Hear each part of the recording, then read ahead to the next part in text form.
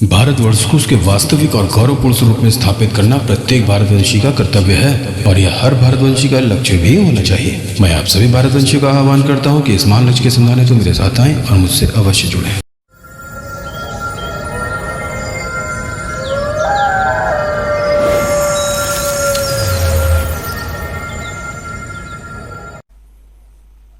आप सभी को मेरा प्रणाम, कृपया स्वीकार करें।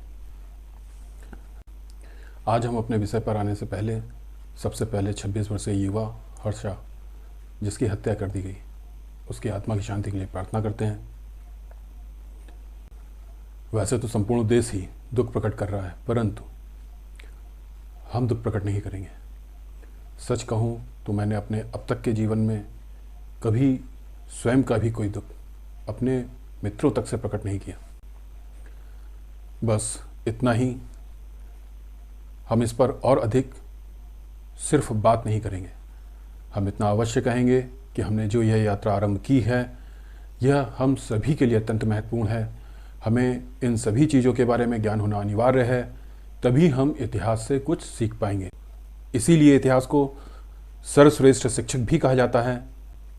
अब तक हमने ईसाईयत का मूल आधार एवं ईसाईयत के सामाजिक चिंतन की दिशा एवं दशा के बारे में जाना। आज हम जानेंगे कि वे इस चिंतन को स्थापित किस प्रकार करते थे। हमने पहले बाइबल के व्यवस्था विवरण के 13वें अध्याय में पढ़ा था कि कितने अधम पुरुषों ने तेरे ही बीच में से निकलकर अपने नगर के निवासियों से ये कहकर बहका दिया है कि आओ हम और देवताओं की, जिनसे अब तक अनजान रहे, उपासना करें। तो पूछताछ करना और खोजना और भली भांति पता लगाना, और यदि यह बात सच हो और कुछ भी संदेह ना रहे कि तेरे बीच ऐसा घिनौना काम किया जाता है, तो वगैरह वगैरह। तो ये भली भांति पता लगाने के लिए वे लोग किस किस उपकरण का प्रयोग करते थे, आइए देखते हैं और उनके बारे में जानते हैं। यह है पहला उपकरण, इसे कहते हैं डिसइम्बोबुलर प्लैंक। इसमें व्यक्ति को पहले नीचे लिटा दिया जाता था, जो प्लेटफॉर्म है, फिर उसके पेट में इतना बड़ा चीरा लगाया जाता था कि उसमें हाथ डाल के उसकी आंत को काटकर उसका एक सिरा निकाल लेते थे, और इस सिरे को, जो आप ये ऊपर रोलर देख रहे हैं, इसमें एक कील लगी होती है, इस कील में फंसा दिया जाता है और फिर इस रोलर के हैंडल को धीमे धीमे घुमाया जाता है और वो आंतें उसकी बाहर निकाली जाती हैं। आप अंदाज़ा लगाइए कि व्यक्ति नीचे लेटा हुआ है और वो अपने सामने अपने अंगों को क्षत विक्षत होते हुए स्वयं देखता था। उसकी पीड़ा का, उसके दर्द का आप स्वयं अंदाजा लगा सकते हैं। फिर दूसरा उपकरण है ये आरी। इसे समझाने के लिए कुछ ज़्यादा कुछ तो बसता नहीं है, आप खुद ही देख रहे हैं, और इसमें समझाने के लिए कुछ ऐसा है भी नहीं। बस आप महसूस कर सकते हैं, अनुभव कर सकते हैं कि पीड़ित व्यक्ति के मन में क्या चल रहा होता था, उसके भावनाएं, उसके शरीर की पीड़ा का अंदाजा आप लगा सकते हैं। यह तीसरा उपकरण है जिसे जूडास क्रेडल कहा जाता था। यह तस्वीर आपको बताने के लिए काफ़ी है। आप व्यक्ति की स्थिति का अंदाजा सहज ही लगा सकते हैं कि उसे क्या महसूस हो रहा होगा या क्या होता होगा। नेक्स्ट उपकरण है ये थंब रैक। आप देख रहे हैं ऊपर और नीचे दोनों साइड में इसमें नुकीली नुकीली कीलें निकली हुई हैं। इसके बीच में व्यक्ति के हाथ या उंगलियों को रख दिया जाता था और फिर ऊपर जो नट लगा हुआ है उससे इसे टाइट किया जाता था। आप स्वयं अंदाजा लगा सकते हैं कि व्यक्ति के ऊपर क्या बीतती होगी। नेक्स्ट है स्पेनिश बूट। इसको आप ध्यान से देखेंगे तो इसके अंदर भी नुकीली नुकीली संरचनाएं निकली हुई हैं। इसके बीच में व्यक्ति के टखने से लेकर घुटने तक के पैर को फंसा दिया जाता था और नट से उसको टाइट करने के बाद में इसके ऊपर हथौड़ों से प्रहार किया जाता था। व्यक्ति उसके बाद में चलने लायक नहीं बचता था और उसकी पीड़ा का अनुभव आप स्वयं कर सकते हैं। नेक्स्ट है नी क्रशर। इसको देख के आप अंदाजा खुद ही लगा सकते हैं कि घुटने को इसके बीच में लगा दिया जाता था और उन कीलों से उसके घुटने की क्या हालत होती होगी, क्या दुर्दशा होती होगी, आप कल्पना कर सकते हैं। नेक्स्ट है स्पेनिश कॉलर। इसे हेड गियर भी कहा जाता था।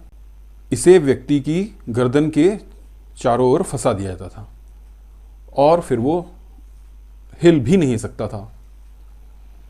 आप सहज ही अंदाजा लगा सकते हैं व्यक्ति के ऊपर क्या बीतती होगी। ये एक इंस्ट्रूमेंट है, लगभग ये 6 इंच से 8 इंच के बीच में होता था। तस्वीर देख के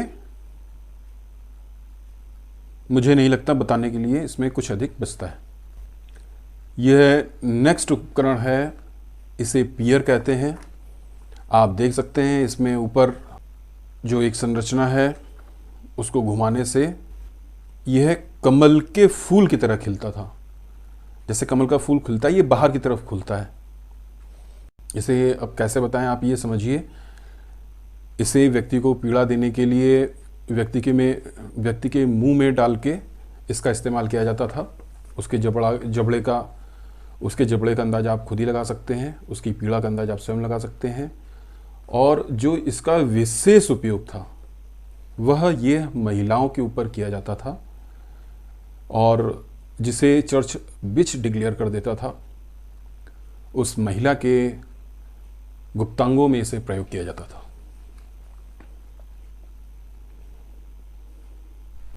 नेक्स्ट उपकरण है पेनिटेंट्स गर्डल। इसे महिला के चारों ओर बेल्ट की तरह लपेट दिया जाता था और ये जो बीच में 2 बेल्ट हैं, यह आगे पीछे से लपेट के लॉक कर दी जाती थी। इसके एजेस नुकीले हैं, पैने हैं। इसके बाद महिला नित्य कर्म के अलावा कुछ भी नहीं कर सकती थी और धार होने की वजह से उसका उठना बैठना भी मुश्किल हो जाता था।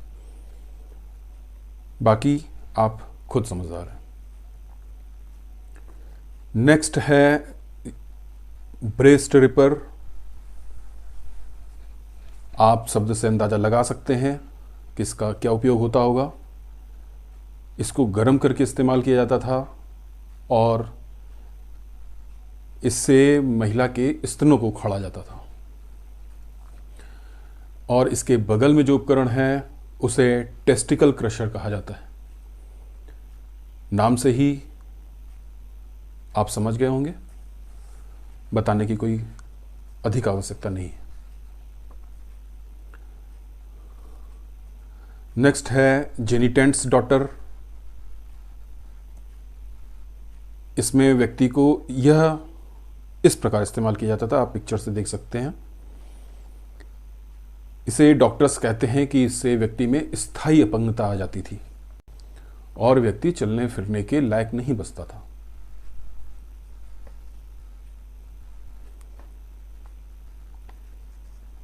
यह नेक्स्ट उपकरण है।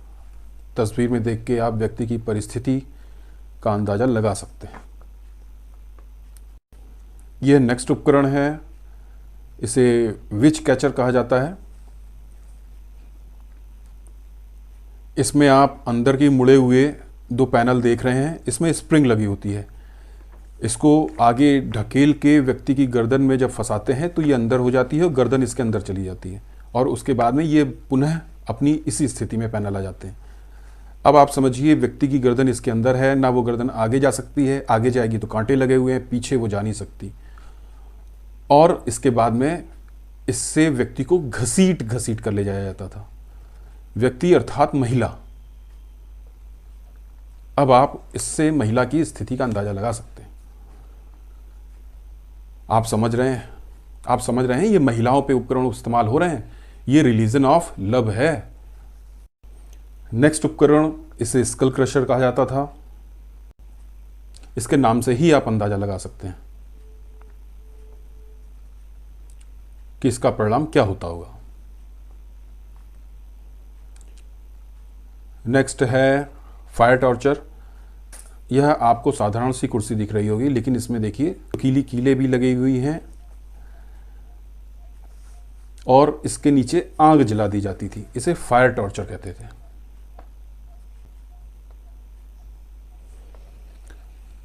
नेक्स्ट है जर्किंग डिवाइस।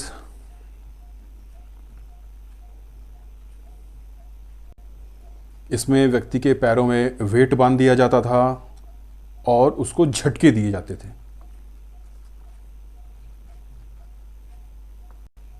आप इस रिलीजन ऑफ लव की क्रूरता का अंदाजा, उसके लव का अंदाजा सहजता से लगा सकते हैं। यह है रैक। इसके बारे में यह कहा जाता है कि जब यह पनिशमेंट कंप्लीट हो जाता था, व्यक्ति मर जाता था, उसके बाद में व्यक्ति की लंबाई लगभग 1 फुट तक बढ़ जाती थी। यह भी उसी तरह का कुछ एडवांस वर्जन है। ये इसमें पुली लगी हुई है, पुली का यूज़ किया गया है और बीच में ये रोलर लगा दिए गए हैं। जब यह प्रक्रिया आजमाई जाती थी तो व्यक्ति की आंतें उसका पेट फाड़ के बाहर इसी प्लेटफॉर्म पे आ जाती थी।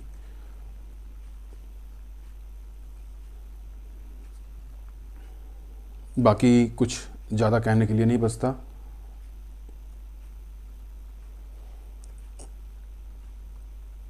यह चेयर देख के तो आप स्वयं अंदाज़ा लगा सकते हैं। इसमें तो व्यक्ति सहजता से भी नहीं बैठ सकता, लेकिन इसमें उसे बांधने के बाद में नीचे से आग लगा दी जाती थी, जिसे टॉर्चर करना होता था। और फिर आप समझ सकते हैं कि उसे जो भी कबूल कराना हो कोई बहुत अधिक मुश्किल नहीं होता होगा।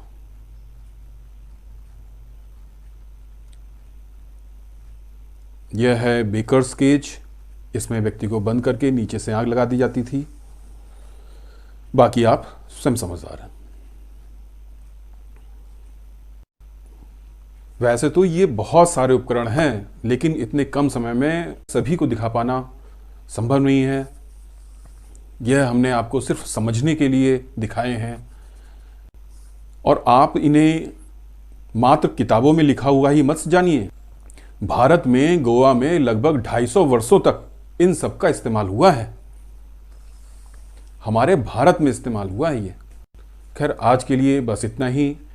कृपया इस वीडियो को, इस जानकारी को ज़्यादा से ज़्यादा शेयर कीजिए, लाइक कीजिए, हमारे चैनल को सब्सक्राइब कीजिए। तब तक के लिए जय हिंद, वंदे मातरम।